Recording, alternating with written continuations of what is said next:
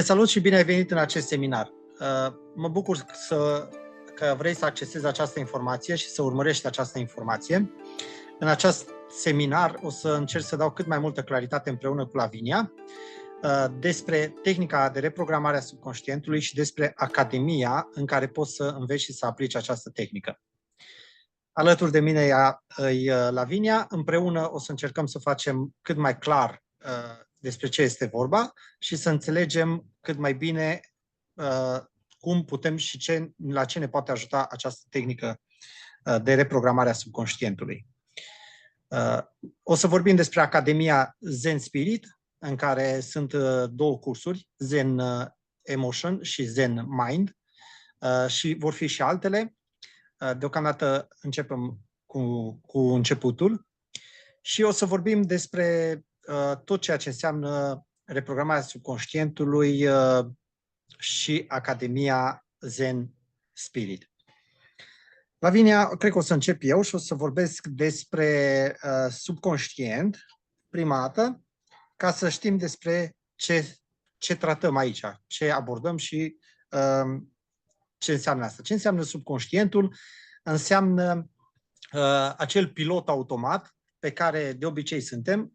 Înseamnă subconștientul, mai clar, este mintea noastră virtuală. Adică, aici în virtualitate funcționăm cu o minte virtuală. Această minte virtuală e subconștientul. Înseamnă că subconștientul este programe, Bruce Lipton îl mai numește tape-uri, casete, adică programe care rulează în automat. Odată ce ai învățat un automatism, el va funcționa pe pilot automat dacă nu ții periclitată supraviețuirea. To the first 2 years, we are in the lowest frequency. Okay, from this is for an adult. Delta is like sleeping or unconscious. But for a child, the child is not unconscious, but because the child can't make a response, it is like behind a window watching the world but can't respond. From 2 until 6, there's higher activity called theta. When we're in theta, it's like imagination. That's why children between 2 and 6 mix the real world and the imaginary world in their play. When the child gets to 6, then another level starts called alpha, which is calm consciousness.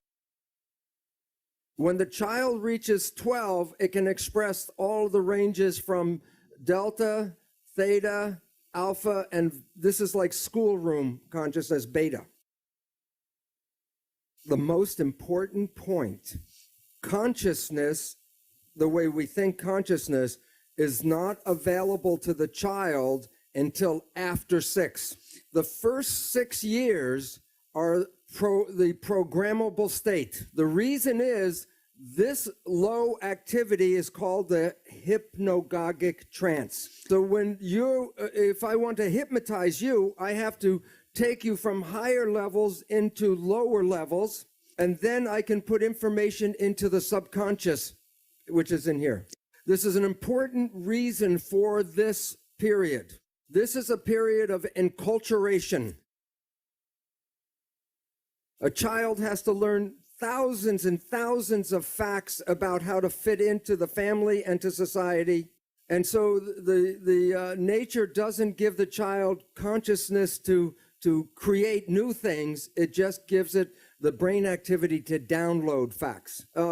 People are familiar with the Jesuits would say, give me a child until 6 years of age and it will belong to the church for the rest of its life. Because whatever goes in the first 6 years is the first structure in the subconscious mind.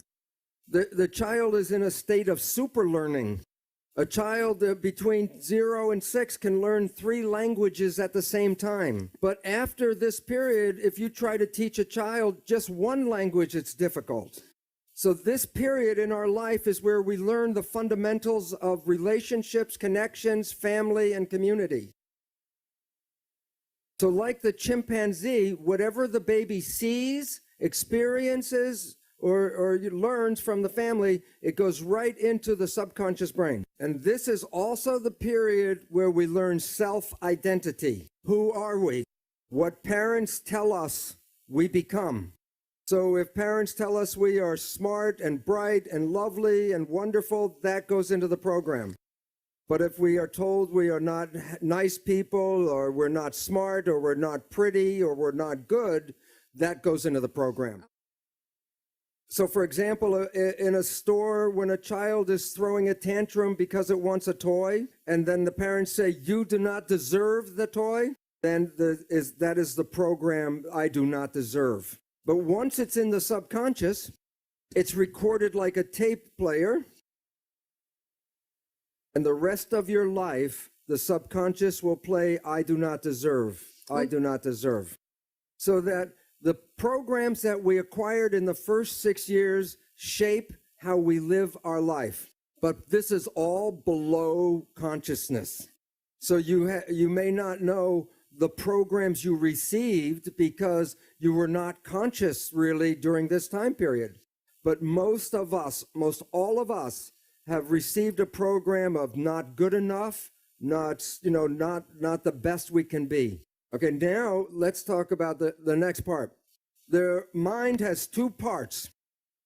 The subconscious mind is the original brain, and it can process 40 million bits of data from the environment every second. The mind is very powerful and very fast, but it's totally habitual. It's not creative. It can only play back what it learns.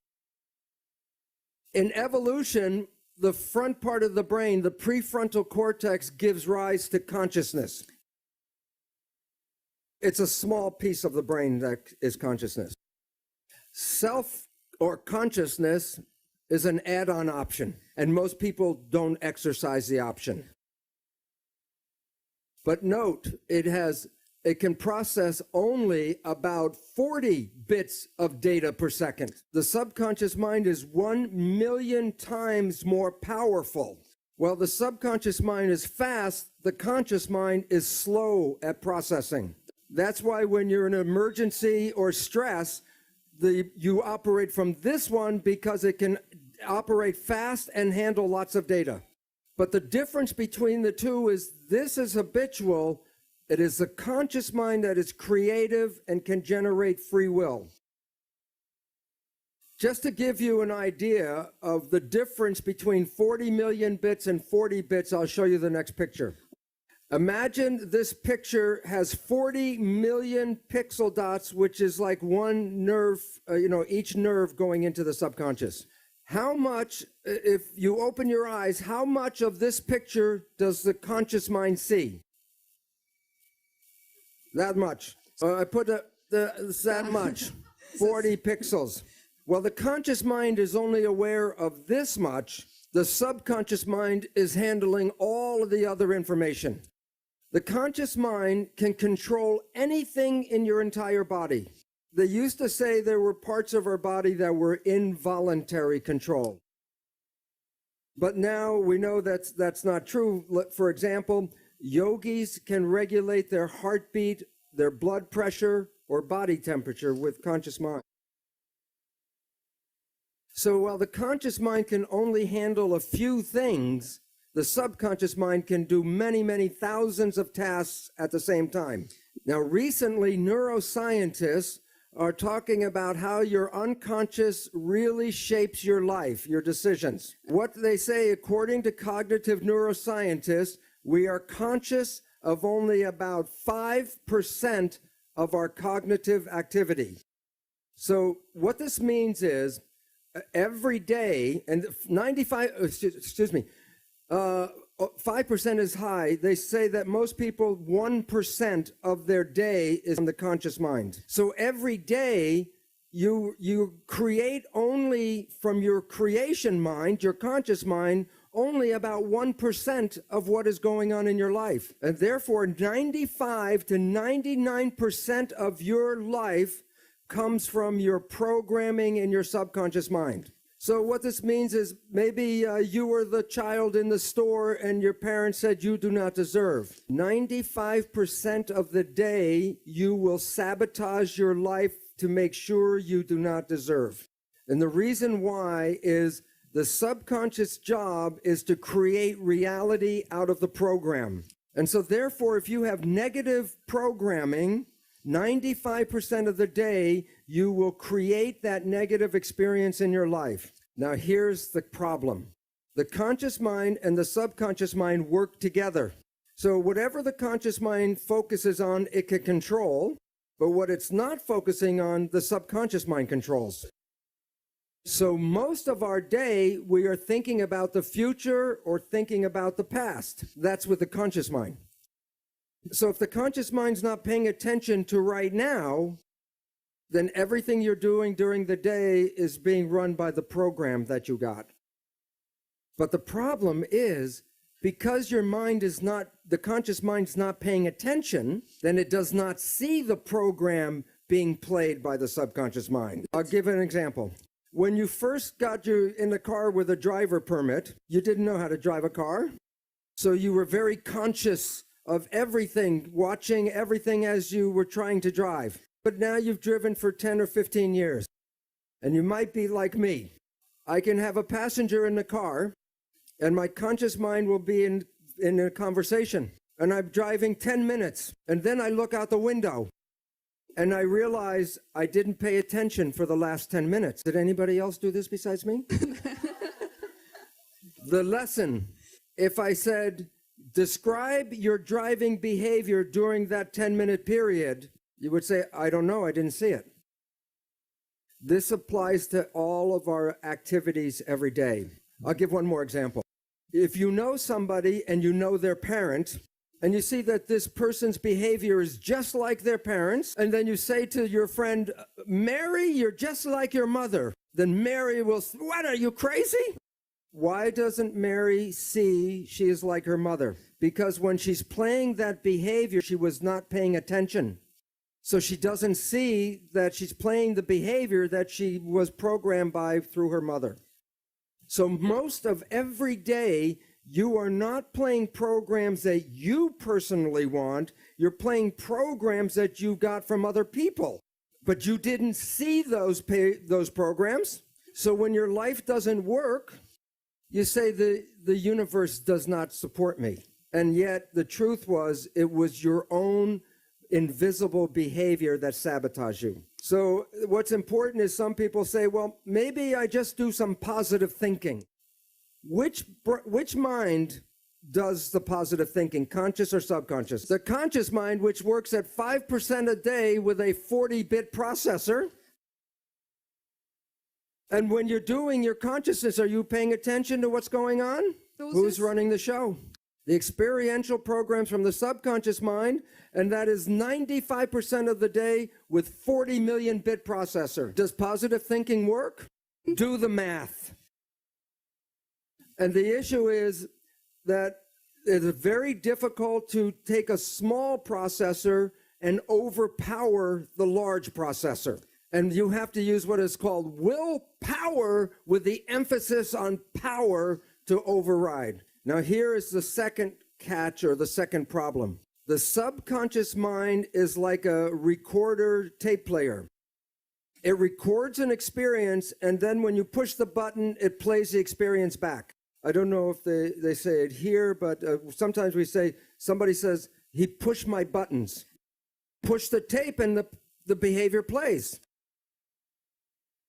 So then we take our conscious mind and we want to talk to the subconscious mind and change the program. Now think about it this way. You have a tape player and I give you a cassette with a program. And you put the tape in and you push play. And the program is going, you say, I don't like the program. Then you go up to the tape player and you say, change the program, change the program. How much yelling at the tape player will cause the program to change? First we talk, then we yell, then we get mad, then we ask God to change the tape. The issue is the tape will not change by doing that. but there are ways to change the program if you know how to push the record button.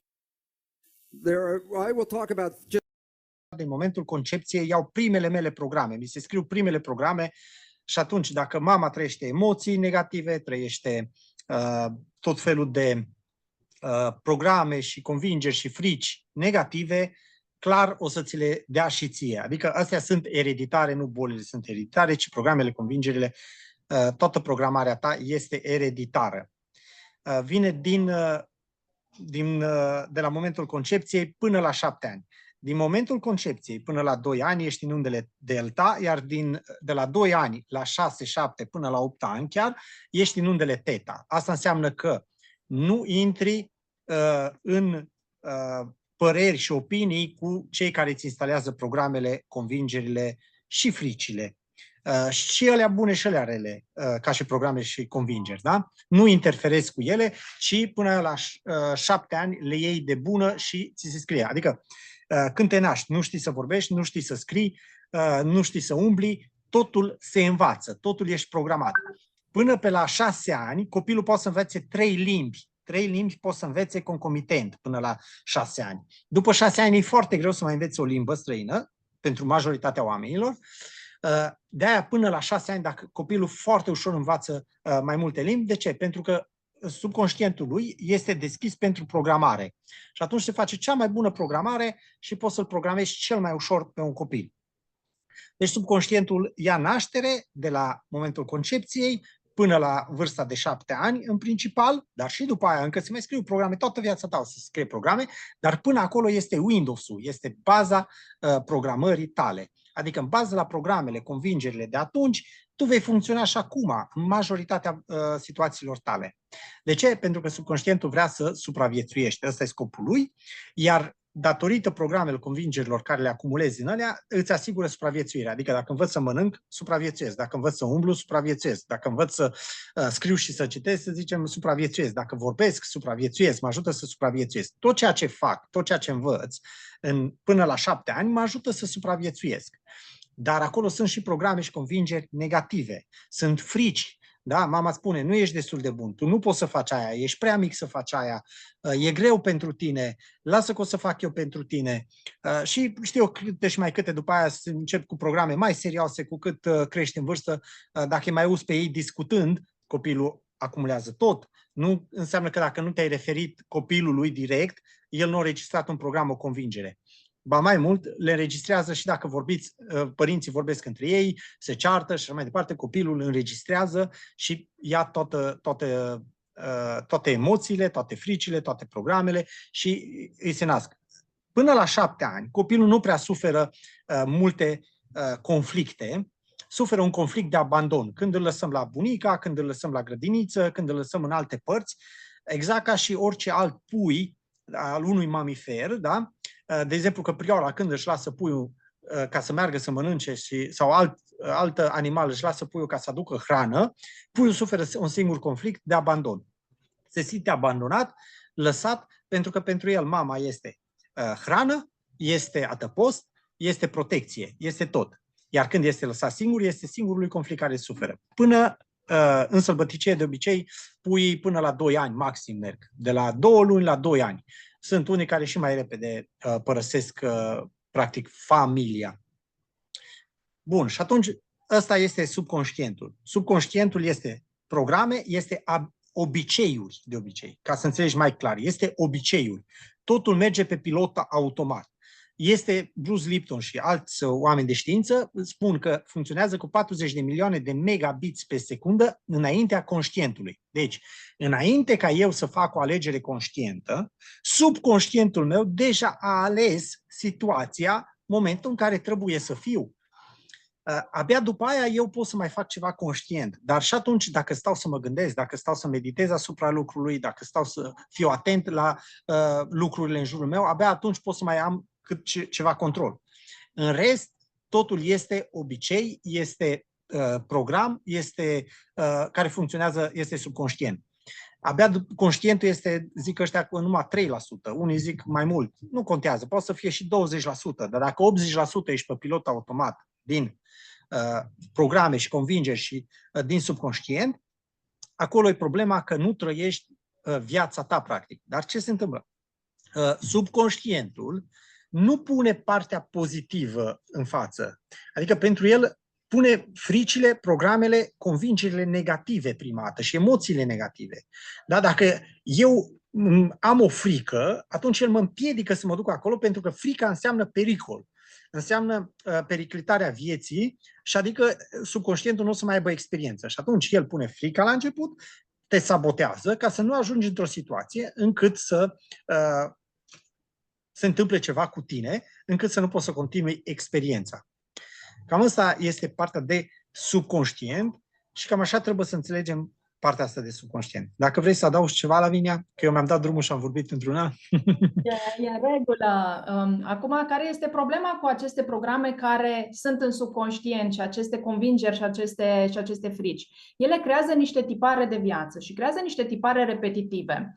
Ce am observat la mulți dintre clienții cu care am lucrat, o bună parte din ei chiar conștientizau că apar aceste tipare repetitive, dar nu era suficient doar să conștientizeze existența tiparului, pentru că tiparul nu se schimba, doar îl observau, știau că e acolo, însă nu puteau să facă nimic prin a-l schimba. Și atunci schimbarea este foarte importantă să se producă în subconștient, prin înlocuirea programelor și înlocuirea fricilor și înlocuirea acestor convingeri negative. Pentru că, de fapt, ele sunt cele care creează tiparul repetitiv. Spre exemplu, nu știu, ești într-un job și atmosfera de la serviciu nu este tocmai ok, poate ai un șef care e abuziv, care vede că ești un om valoros și lucrezi bine și atunci îți dă foarte, foarte mult de lucru și într-un fel te exploatează. La un moment dat zici, gata, mă opresc, plec din jobul ăsta, mă duc în altă parte. Ce se întâmplă? Tiparul acesta repetitiv îți creează din nou aceeași realitate și ajungi într-un alt job în care întâlnești condițiile similare. Și ce este foarte, foarte important este de lucrat la programele astea din subconștient care ne sabotează. Pentru că doar așa putem să ieșim din tiparele repetitive și doar așa putem să ne creăm viața. Da, oamenii trebuie să înțeleagă aici că acest lucru nu se întâmplă doar la un job, se întâmplă în relații. Fugi dintr-o relație, dai de aceeași persoană, aceeași tip, aceeași narcisism, aceeași chestie. De ce? Pentru că ai aceeași emoții în interior, ai aceeași programe, ai aceeași convingeri. Realitatea ta interioară va reflecta realitatea exterioară. Dacă trăiești din pilot automat, aceleași lucruri ți se vor repeta, indiferent ce vei face tu și vei schimba, că vei schimba mediul. Că de multe ori multe schimbări apar odată cu mediul, da? Dar în continuare tu ești același în interior și inevitabil, la un moment dat, vei atrage aceeași experiență. La început pare să nu fie. De ce? Pentru că fiecare început, în repetitiv, fiecare început te face să fii mai conștient. Și anume, de exemplu, dacă mergi prima dată la job, ești mai atent. Ești atent la șef, ești atent la colegi, ești atent la ce se întâmplă, ești atent la tot, dar foarte atent. Te îmbraci ăsta, îți dai mai multă atenție ție. Atenția ta crește foarte mult când începi un lucru, întotdeauna. Conștientul atunci prea mult în, nu conducerea, că nu poți să ia prea conducerea, dar ia mult în putere. Când începe o prima relație, până ieși din casă, te îmbraci, te aranjezi, ăsta că e primele întâlniri și așa mai departe. După ce sau că am terminat, după scurtă perioadă, nu într-o perioadă lungă, după aia nu te mai gândești la lucrurile ăla. Nu mai stai să meditezi asupra lucrului. Mergi pe pilot automat, se întâmplă lucrurile, îți vin reacțiile, nu mai stai să o gândești de 2 ori înainte să faci un lucru, nu mai ești atent la ceea ce se întâmplă în jurul tău și acolo deja subconștientul începe și a preia tot mai mult controlul și iarăși te trezești în aceeași situație și în aceeași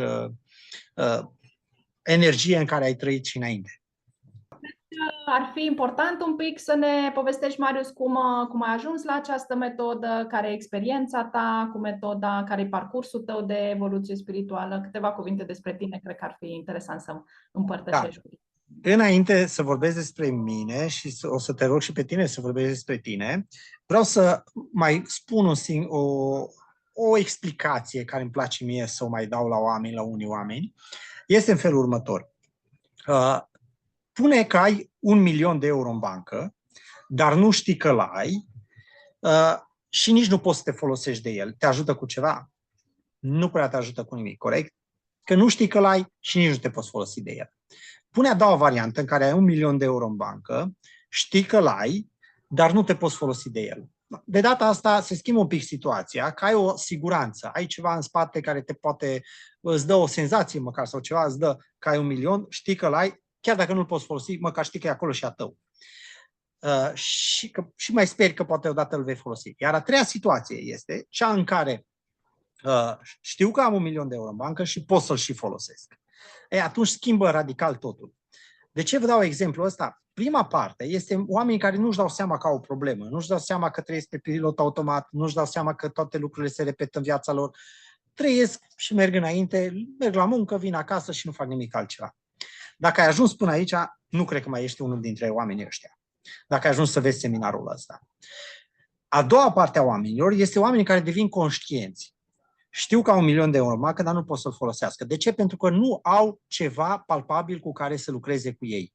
Încearcă fel și fel de tehnici, se debusolează pentru că nu funcționează multe tehnici, nu au rezultatele care și le doresc și atunci renunță oamenii și rămân în aceeași chestie de a căuta ceva, de a găsi ceva care să funcționeze și nu mai cred în nimic. Iar a treia variantă sunt oamenii care și-au reprogramat subconștientul. Adică știu că am 1.000.000 de euro în bancă, dar mă și folosesc de el. Adică mi-am reprogramat subconștientul. Lucrând cu programele, convingerile pe care le ai, poți să accesezi adevăratul tău potențial. De aici vreau să pornim, de aici am pornit și eu. Adică, istoria mea e că am vrut să fac foarte mulți bani. Ăsta a fost începutul meu. Sincer, asta am vrut să fac. De aici a pornit. Dar citind Robert Kiyosaki îmi zicea, niciodată nu vei fi un om bogat cu o mentalitate de om sărac. Adică mai precis, niciodată nu vei fi un om bogat cu o programare de om sărac. Nu vei fi, n-ai cum, imposibil, da? Și aici mi-a fost clar Donald Trump, care de 3 ori a rămas fără bani și a ajuns iarăși miliardar și nu fără bani, că a ajuns în datorii de milioane de euro la bănci și așa mai departe și iarăși a ajuns și președintele Americii și a ajuns un om foarte important de fiecare dată. Și atunci, oamenii care câștigă la loto și pierd, pe urmă, oamenii că le iei de pe stradă și dai casă, îi dai mașină și iarăși ajunge tot acolo. Și atunci mi-am dat seama de chestia asta și am zis, ok, trebuie să-mi schimb programele, trebuie să schimb subconștientul. Trebuie să nu mai am programele, convingerile că e greu, că trebuie să muncesc din greu, că banii nu vin ușor, că nu pică din cer, că nu cresc în copaci, că nu se găsesc pe garduri, că știu eu ce. O trebuie să reprogramez toate programele și convingerile astea. Când am făcut lucrul ăsta, viața mea s-a schimbat în sensul în care nici nu mai trebuie să muncesc pentru bani, să mă lupt, să mă străduiesc, ci efectiv să mă manifest, să fac ceea ce simt eu, ceea ce îmi place mie, pentru că atunci am descoperit cu adevărat ceea ce îmi place mie, când n-am mai fost limitate de frici, de programe, de convingeri, și atunci mi-a fost ușor să obțin și să iau ceea ce mi se cuvine, să zicem așa, pentru că bogăție, mulți credeți că bogăția e limitată. Și suntem limitați. Așa credeam și eu. Că dacă iau, trebuie să iau de la cineva ca să fie mie. Nu e adevărat. Există bogăție pentru toți în lumea asta. În universul ăsta există extrem de multă abundanță pentru toată lumea. Bogăție câtă vrei. Trebuie doar să accesezi acea informație. Prima dată să te deblochezi și după aia să te manifesti. Manifestându-te natural, în mod natural, o să vezi că apar toate lucrurile, se schimbă în viața ta. Dar asta înseamnă reprogramarea, asta mi-a oferit mie reprogramarea. Ce am făcut a fost să mă opresc din tot ceea ce fac, din muncă, n-am mai muncit, m-am uitat în buzunar câți bani am, aveam 20.000 de euro, în momentul ăla vândusem o casă și aia pentru bani mai puțini, decât își merita, că după aia anul următor era dublu prețul, dar am vândut-o cu 20.000 de euro. M-am ales, din noi am mai avut datorie de plătit, că am avut niște seminarii, am fost prin Italia la Ramta și am plătit vreo 2.000 de euro și am mai avut datorie de plătit din chestia aia. Și m-am apucat de spiritualitate, de meditație, de tehnici. Am făcut toate tehnicile posibile, nici nu o să le enumăr acum. Am început și am devenit obsedat să practic, să pun în aplicare, să meditez 4-6 ore pe zi, disciplină în tot ceea ce ăsta. Nu mergeam la muncă, nu mergeam să dansez, nu mergeam să fac nimic altceva, nu mă întâlneam cu prietenii. Atunci stăteam cu o femeie care avea o fetiță. Ea au zis că am înnebunit și că am luat o razna și că nu se mai înțelege cu mine, ce drept, nu, așa era, nu se mai înțelegea nimeni cu mine, nici eu nu mă mai înțelegeam, că mi era capul calendar de la câte tehnici și câte chestii puneam în aplicare și credeam în ele și încercam și nu se schimba nimic.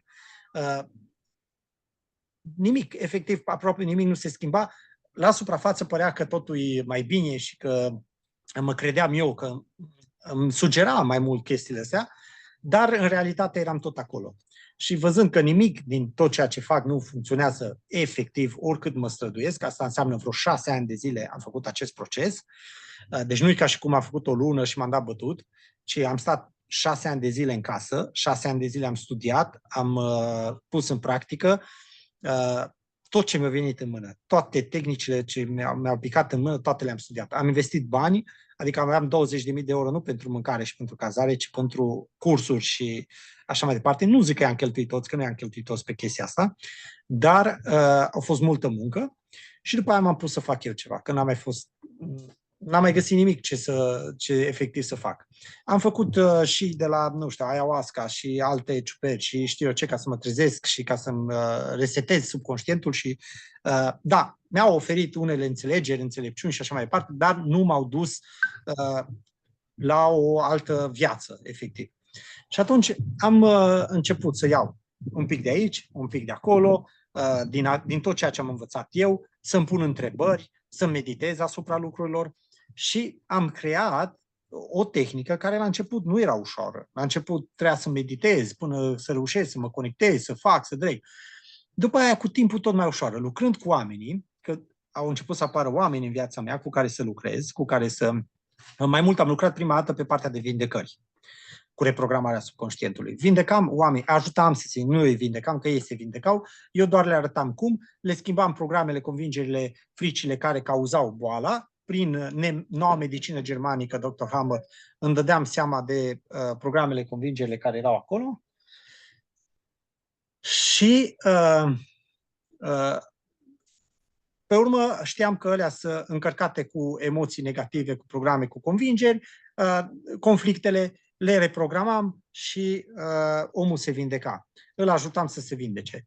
Astea au fost începuturile mele, după aia am început să tot simplific tehnica, să tot adaptez, am întâlnit alți prieteni cu care am dezvoltat mai mult tehnica, care ei au venit cu contribuția lor fiecare. Și uite așa, tehnica a ajuns acum să fie foarte simplă, foarte accesibilă, foarte ușor de pus la punct și la ora actuală, cu toată modestia de care vreau să scap, e una dintre cele mai bune tehnici de pe piață de reprogramare a subconștientului, de eliberare emoțională și de a-ți efectiv schimba viața, în opinia mea. Adică în dezvoltare personală nu am găsit și nu găsesc încă ceva care să concureze cu chestia asta. Și este banal de simplă până la urmă. Adică atât de simplă încât la majoritatea oamenilor le este greu să creadă că este atât de simplă. O să te rog să vorbești despre tine și despre experiența ta, Lavinia. Da, experiența mea a fost, așa să zic, spectaculoasă cu tehnica. Atunci când am întâlnit-o, am zis, wow, e cel mai revoluționar instrument cu care am lucrat. Acum mulți ani mă bucuram așa de o carieră de asta de succes și reușisem să merg foarte departe pe partea de mental, pe partea de intelectual și să am rezultate extraordinare, joburi super faine în care am lucrat. Însă în interiorul meu era partea aceea de suferință emoțională pe care nu reușeam să o rezolv și simțeam că odată cu trecerea timpului chestia asta de suferință emoțională mă apasă foarte tare și e ceva ce nu mai pot căra cu mine.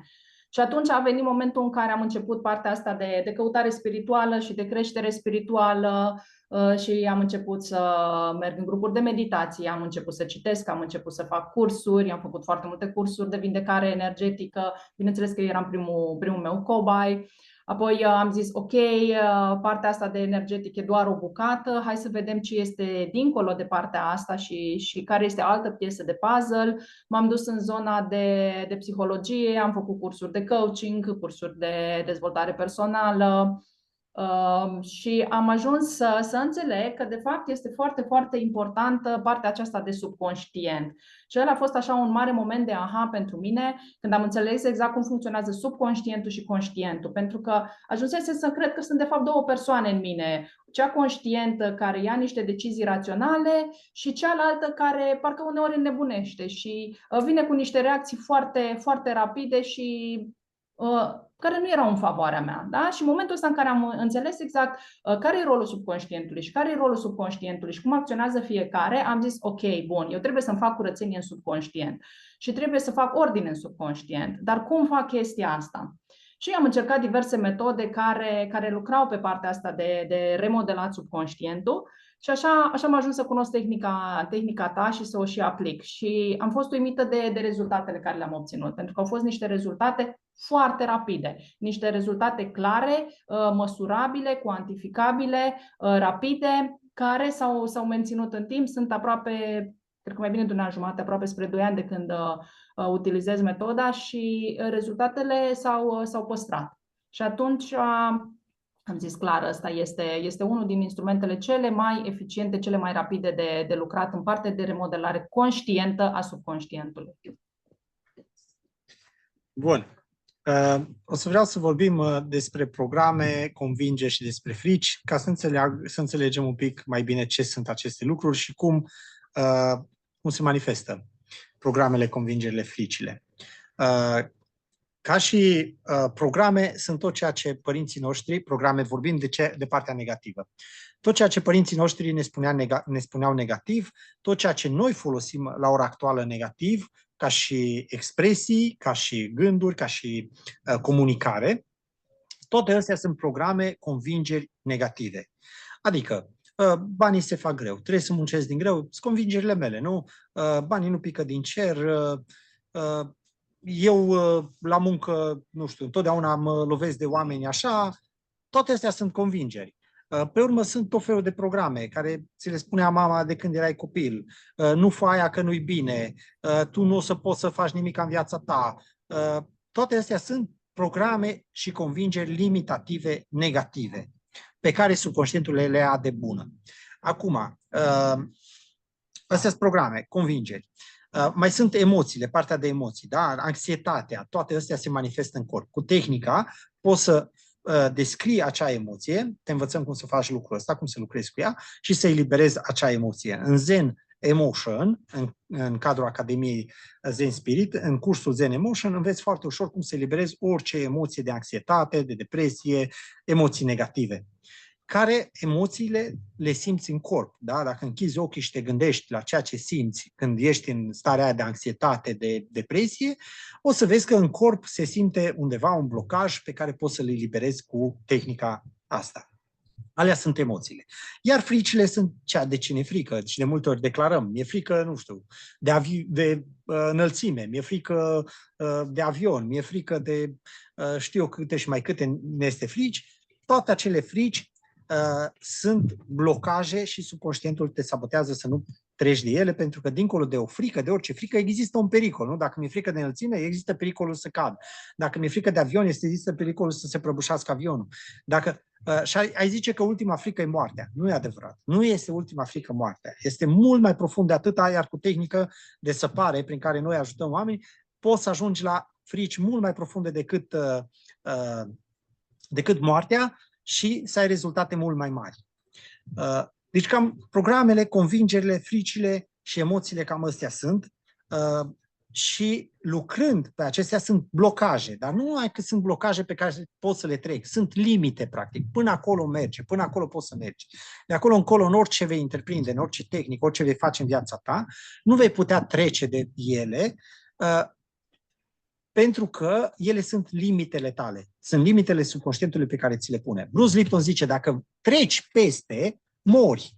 Subconștientul îți dă shutdown la creier și vei muri dacă treci peste. Chiar el vorbește despre filmul Pianistul, când tipul ăla cântă la pian și ajunge pe primul loc și moare cu capul pe pian, pentru că a trecut peste chestia asta. Ceea ce e imposibil, pentru că subconștientul te sabotează să nu ajungi să poți să treci măcar peste frici, programe, convingeri limitative pe care tu ai. Sunt unele care nu sunt chiar foarte puternice. De multe ori viața ta va putea ajunge undeva aici, la un nivel destul de înalt, dar după aia ce se va întâmpla? Te lovești de subconștientul, zice, no, ai mers prea departe și o să-ți dea, dar nu o să-ți dea un șut în fund să ajungi unde ai fost înainte. Nu, o să te coboare mult mai jos. De ce? Ca să-ți ia timp până vei ajunge din nou aici, ca să nu-ți mai trebuiască să urci vreodată acolo. Înțelegi? Și atunci îți va mai lua timp până când vei ajunge aici, ca să rămâi aici la nivelul ăsta și ăla e nivelul tău de siguranță. Unii vorbesc de termostatul financiar, alții vorbesc de știu ce în iubire, în relație. Ideea este tu trăiești viața părinților tăi, adică trăiești aceeași abundență care au trăit-o și ei, raportat la timpii de astăzi, pentru că, bineînțeles, erau alte vremuri în perioada aia, tinereților, dar tu trăiești cam același nivel. Dacă părinții tăi au fost foarte bogați, șansele tale sunt foarte mari să fii foarte bogat, pentru că ai acea mentalitate. Dacă părinții tăi au fost fericiți în relație și s-au iubit și tu ai văzut iubire și ai programe de iubire și de fericire, atunci foarte simplu va fi să fii acolo la nivelul ăla. Dacă în schimb a fost greu, vei fi la nivelul ăla de greu. Până când nu faci ceva în privința asta, adică nu reprogramezi subconștientul. Asta e despre ce vorbim aici. Bun, dacă vrei să adaugi ceva despre programe, convingeri, frici, Lavinia? E foarte important de înțeles ușurința cu care se aplică metoda și ușurința cu care putem scăpa de aceste programe și convingeri și frici. Vreau să dau un singur exemplu din lucru cu mine, că astea mie mi se par cele mai bune exemple, ce am lucrat cu mine și lucrurile pe care eu le simt că se manifestă foarte puternic în viața mea. Spre exemplu, eu aveam o frică de înălțime, o frică foarte puternică de înălțime, provenea din copilărie, provenea de la mama mea, deci eram conștientă de frică, eram conștientă de traseul fricii, de cum a fost instalată, dar deși am lucrat mult pe această frică și am lucrat cu alte metode, rezultatele pe care eu le obținusem erau foarte mici.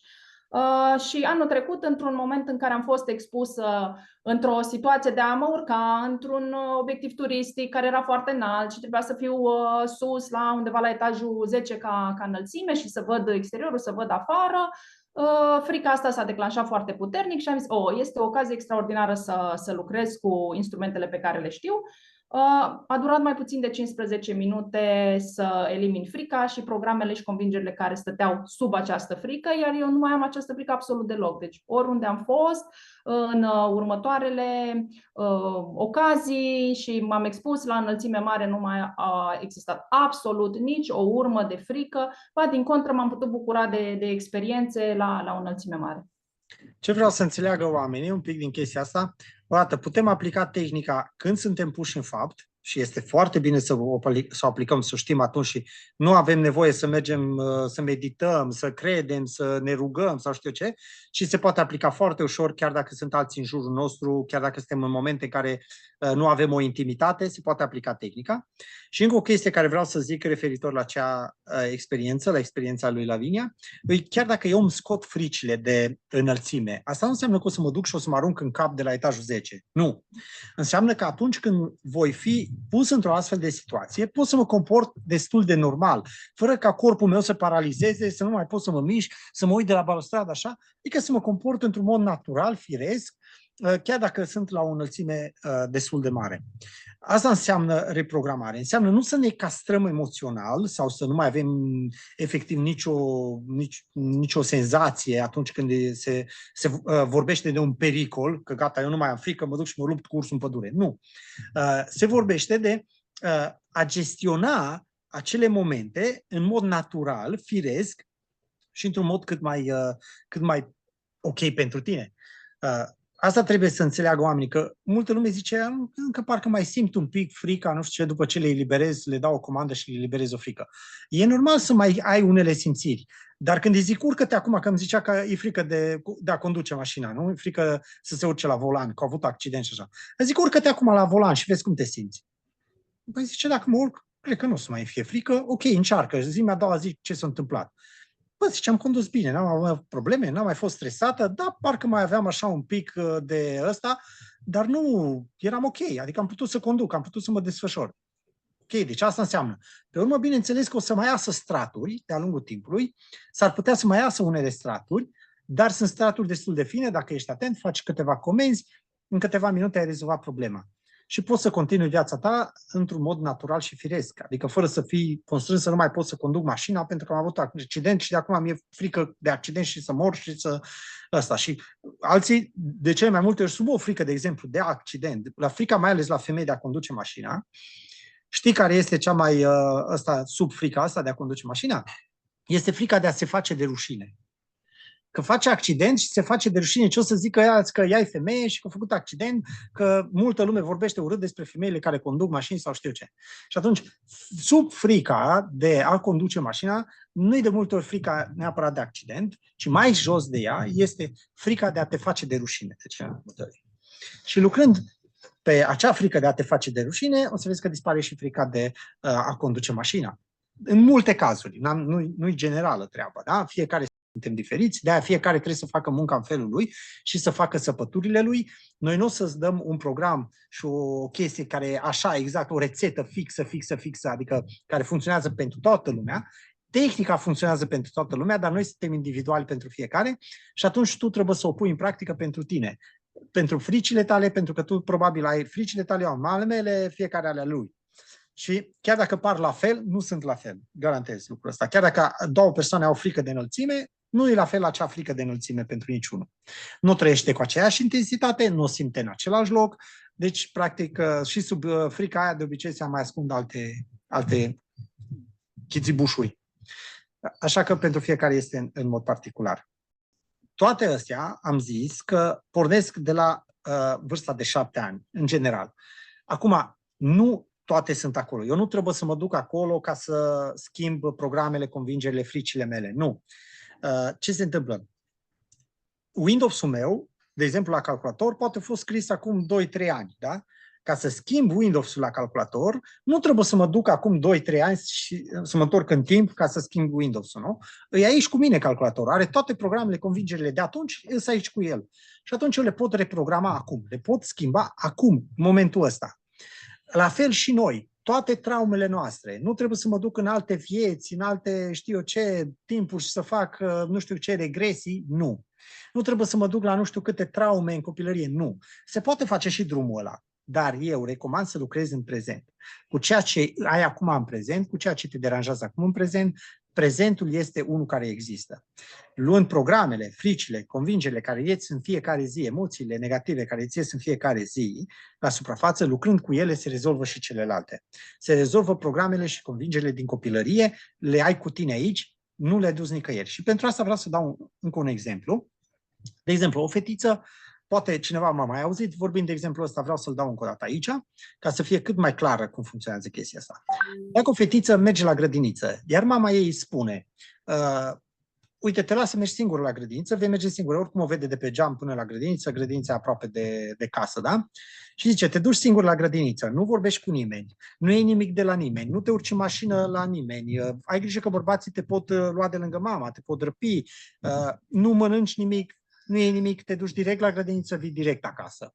Ok, fetița noastră pleacă la grădiniță, nu vorbește cu nimeni, nu se urcă cu nimeni în mașină ca să nu fie răpită, nu mănâncă nimic de la nimeni și așa mai departe, merge direct la grădiniță, se întoarce direct de la grădiniță. Programele astea sunt foarte bune pentru ea.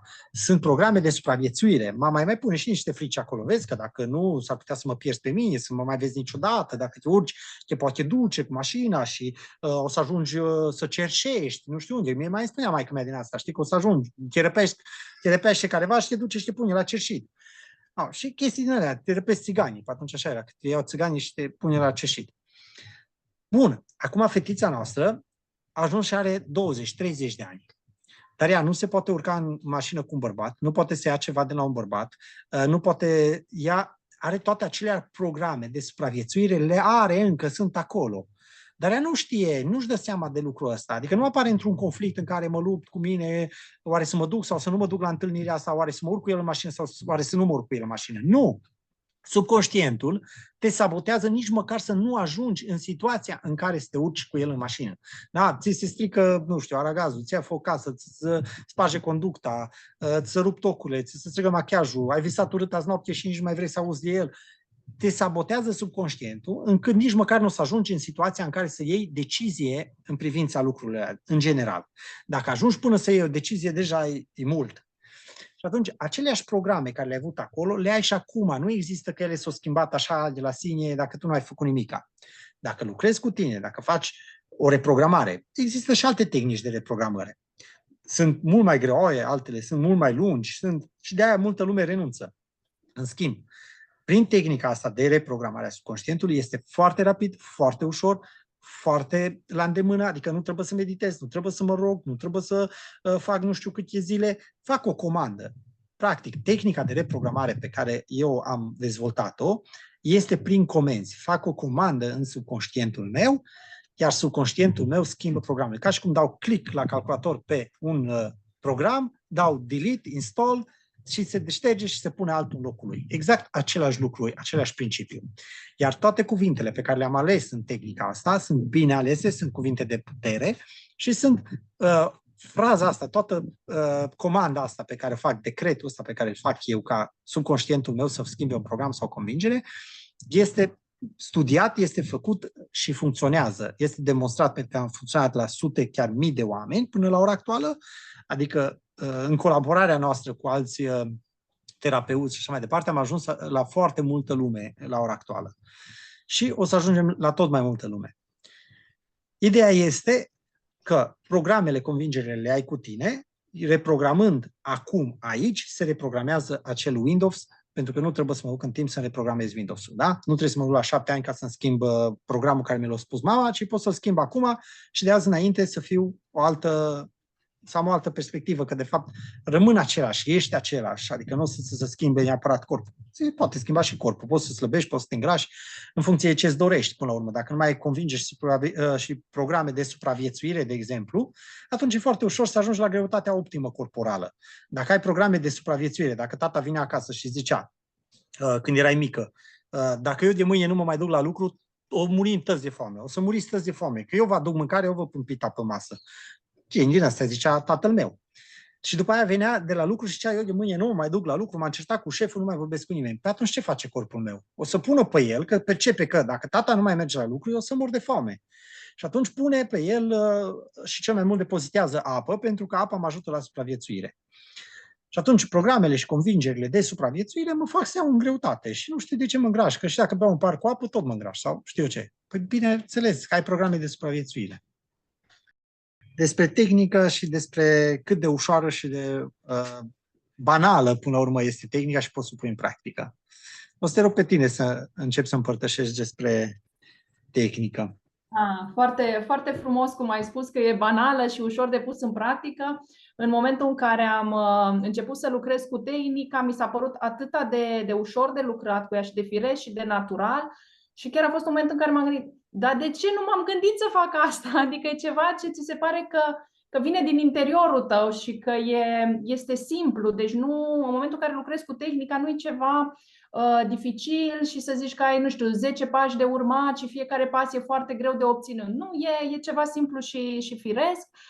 Lucrăm cu conștiința noastră și conștiința universală și practic schimbul de informații se face între conștiința noastră și conștiința universală. Iar prin programele pe care noi le avem în Academie, prin programul Zen Emotion și programul Zen Mind, exact asta exersează oamenii, cum să elibereze o emoție negativă care este la suprafață și este greu de gestionat, printr-o simplă comandă, da? Deci comandă prin care este identificată emoția, acea emoție este direcționată către conștiința universală și, bineînțeles, apoi locul nu este lăsat gol, ci este umplut cu emoții elevate, cu emoții pozitive.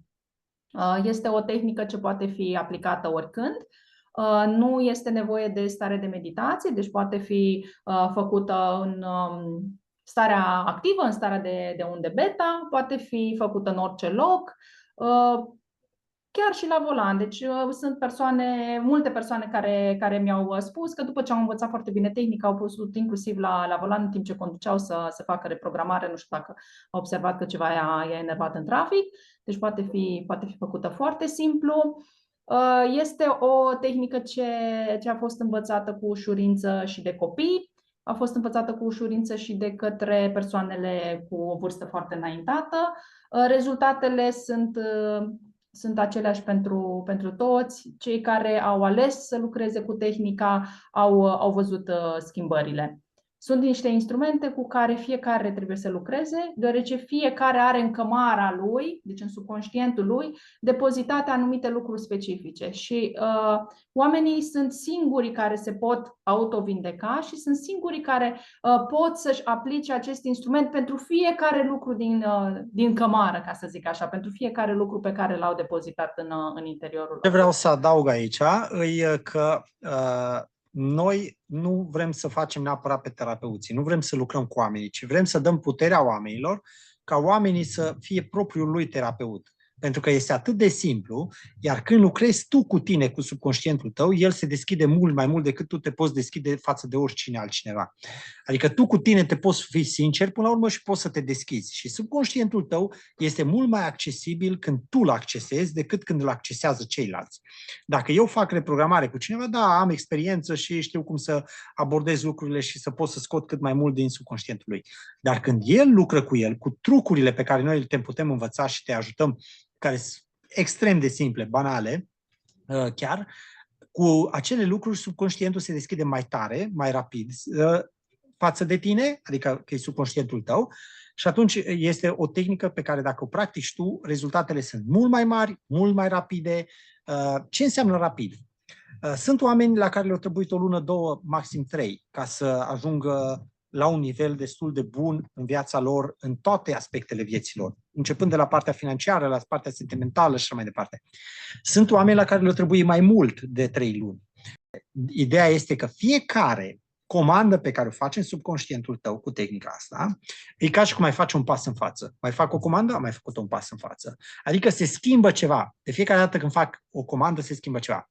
Acum, dacă mi-am făcut 4-5 comenzi, s-ar putea să fiu în același loc, da? Să nu fi părăsit nici camera, nici locul în care mă aflu.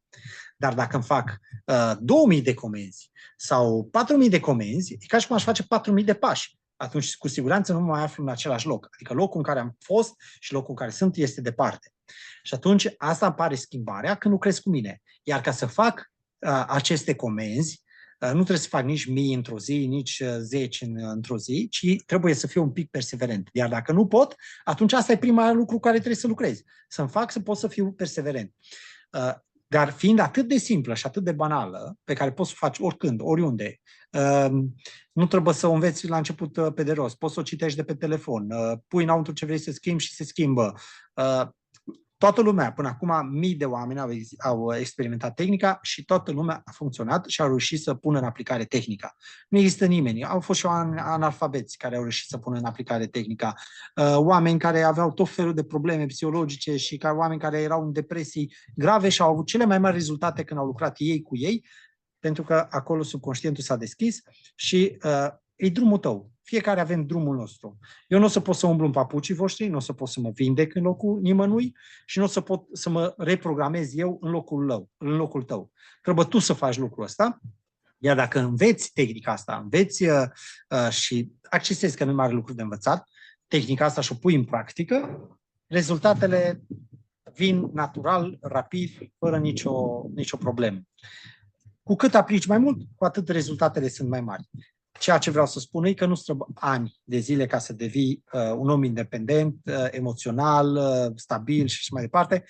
Îți trebuie, nimeni nu poate să zică cât, fiecare suntem diferiți și nu e unul mai sus sau mai jos, ci toată lumea e diferită. Nici eu nu sunt mai sus sau mai jos de cineva decât tine, dacă vrei începe acum lucrul ăsta, ci sunt doar diferit. Am o conștiință diferită, nu mai mare, nu mai mică. Și atunci fiecare trebuie să lucreze cu el, iar prin metoda asta, dacă cineva nu reușește să lucreze cu el, știi cum e la noi ca în armată. Nu știi, te învățăm. Nu vrei, te obligăm, era în armată. Nu poți, te ajutăm și te susținem. Și atunci o să reușești cu siguranță. De-aia o să vreau să vorbim despre Academie, despre ce înseamnă Academia și cum exact poți să înveți și cum exact putem noi să te ajutăm cu tehnica asta și cu procesul tău. O să te rog pe tine să începi să vorbești despre Academia noastră.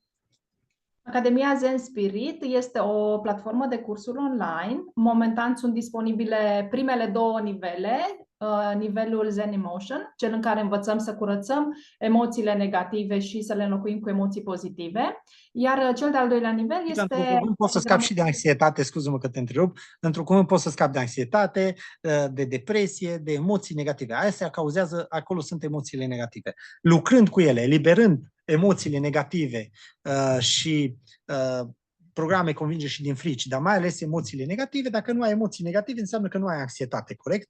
Deci, cu cât eliberezi mai multe emoții negative din viața ta, nu mai ai anxietate și depresie. Simplu, matematică. Scuză-mă că te-am întrerupt.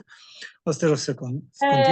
Explicit așa pe anxietăți, foarte, foarte frumos funcționează și foarte repede. Deci eram o persoană cu extrem de multe anxietăți, așa lista era lungă.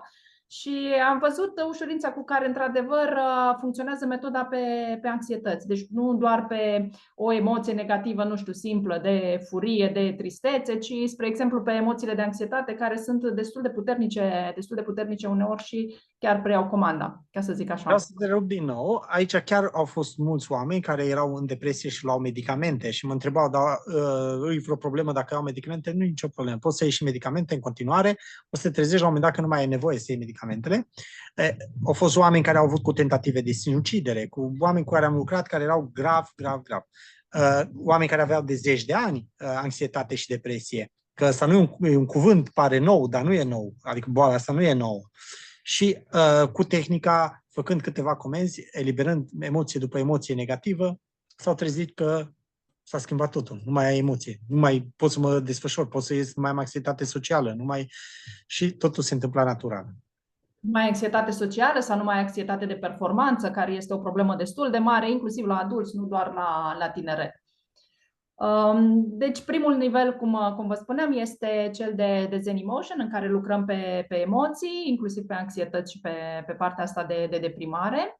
Nivelul 2 este nivelul Zen Mind, cel în care mergem și mai în profunzimea lucrurilor și lucrăm pe partea de eliberare a programelor, eliberarea convingerilor, eliberarea fricilor. Acestea sunt primele 2 programe care sunt acum disponibile pe platforma online, însă urmează și alte programe mult mai deep. În momentul în care oamenii intră într-această comunitate Zen Spirit, nu primesc doar acces la niște cursuri pe care ei să le urmărească și atât, ci primesc acces într-o comunitate de sprijin și de suport. Noi, după fiecare curs, organizăm o ședință de claritate, de 1 la 1, cu fiecare client în parte, astfel încât să ne asigurăm că au înțeles exact cum funcționează metoda, cum se aplică metoda, știu să lucreze cu ea, cu această metodă, știu să obțină rezultate și reușesc să ajungă la rezultate. De asemenea, avem grupuri de suport pe WhatsApp și pe Telegram, în care oamenii pot adresa diverse întrebări și primesc consiliere din partea noastră.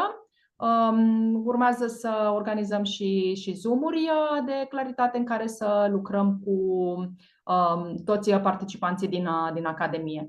Este o comunitate foarte frumoasă, o comunitate de oameni curajoși care și-au spus stop victimizării și au avut curajul să își asume răspunderea pentru viața lor și pentru acțiunile care și le atrag în viața lor. Și sunt oameni care obțin rezultate, care aplică metoda zilnic sau cât de des este nevoie și care efectiv au văzut cât de mult li s-a schimbat viața. Da, deci vreau să se înțeleagă foarte clar. Există o platformă pe internet în care poți să-ți faci un cont gratuit, chiar poți să vezi puțină informație deocamdată gratuită, mai mult decât informația pe care o ai în seminarul ăsta, nu cred că ai nevoie, ca să treci la acțiune. Iar pe urmă există cursurile pe care poți să le accesezi, cursuri care necesită o investiție pe care trebuie să o faci. Este o investiție pe care o faci nu în noi, ci în tine, învățând ceva pentru tine, făcând o investiție în tine și având rezultate cu tine, este investiția ta. Deci, practic, nu cumperi un bibelou care după aia o să-l pui în vitrină și o să te uiți la el, ci o să accesezi o unealtă pe care o să o ai la tine tot timpul și pe care o să poți să o folosești toată viața ta. Poți să o folosești cu tine, poți să o folosești cu alții, adică tehnica o poți să o pui în practică pentru alții, sau poți chiar să o folosești, nu știu, în alte terapii pe care le faci tu sau știu ce. Poți să o folosești în toate aspectele vieții tale, poți să o folosești cu familia ta și poți chiar să devii un terapeut dacă vrei cu tehnica asta, așa cum am făcut-o și eu și alții. În Academie găsești cele 2 cursuri de care zicea Lavinia, Zen Emotion și Zen Mind, în Academia Zen Spirit. Vom avea și Zen Money, pentru că foarte mult s-a cerut acest lucru. L-am făcut în Italia deja, cursul pe partea financiară. O să-l avem curând și în România, în Academia noastră. Pe urmă există nivele, se poate duce la un nivel mai profund acest lucru. În Academie ai suportul meu direct, ai suportul lui Lavinia direct, adică atunci când ai întrebări, eu stau la dispoziție și de obicei răspund în maxim 2 ore, la orice întrebare care mi se pune pe WhatsApp, pe numărul de contact care o să-l ai, dacă o să intrăm vreodată în contact. Ceea ce se mai întâmplă e că poți să accesezi această tehnică, să o experimentezi într-o ședință gratuită. Mulți au posibilitatea asta, înainte să intri în program, iar după ce ai văzut toată informația, ai practicat deja cu tine, ai înțeles despre ce e vorba, poți să ai încă o dată o ședință de claritate și de mai mult ajutor dacă există ceva anume mai specific în viața ta care vrei să-l abordezi și să rezolvi în viața ta.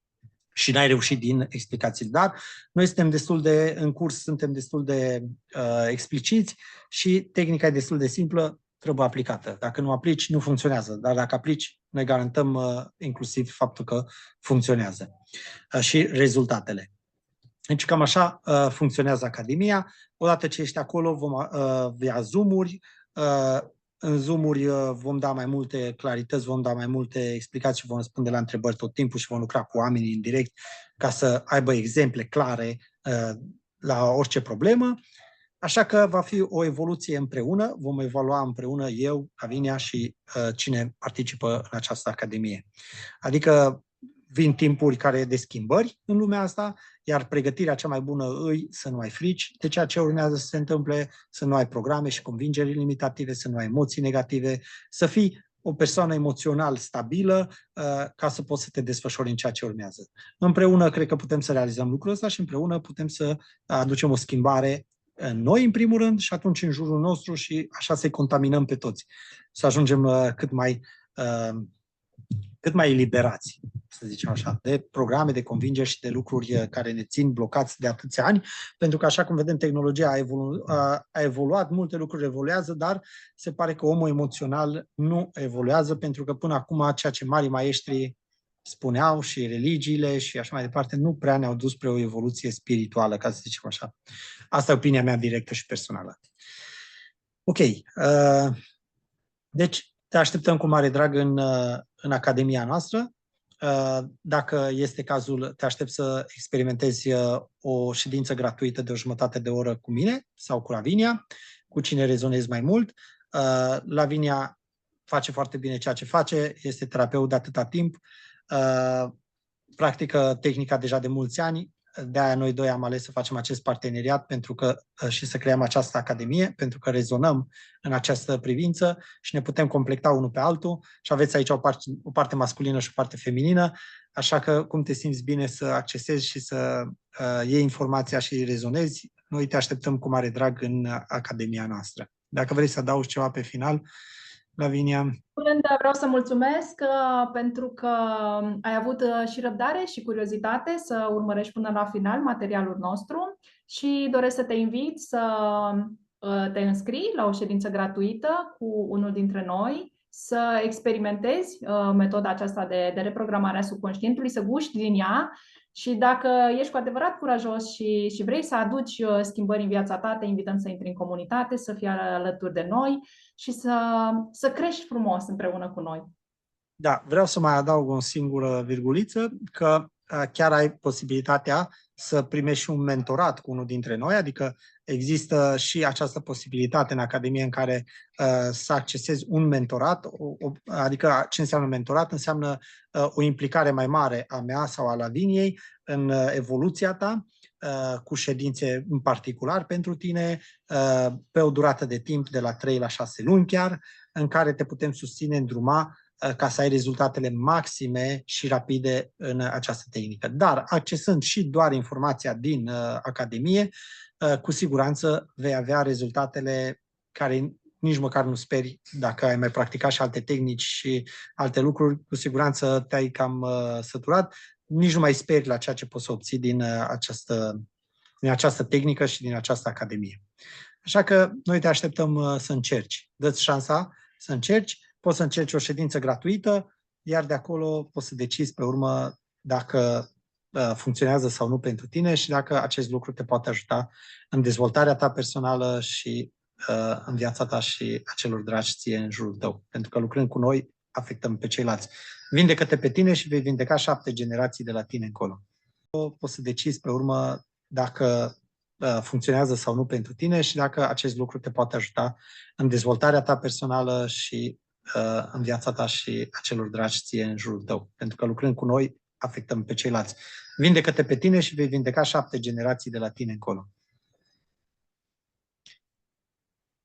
Te așteptăm cu drag alături de noi în comunitate.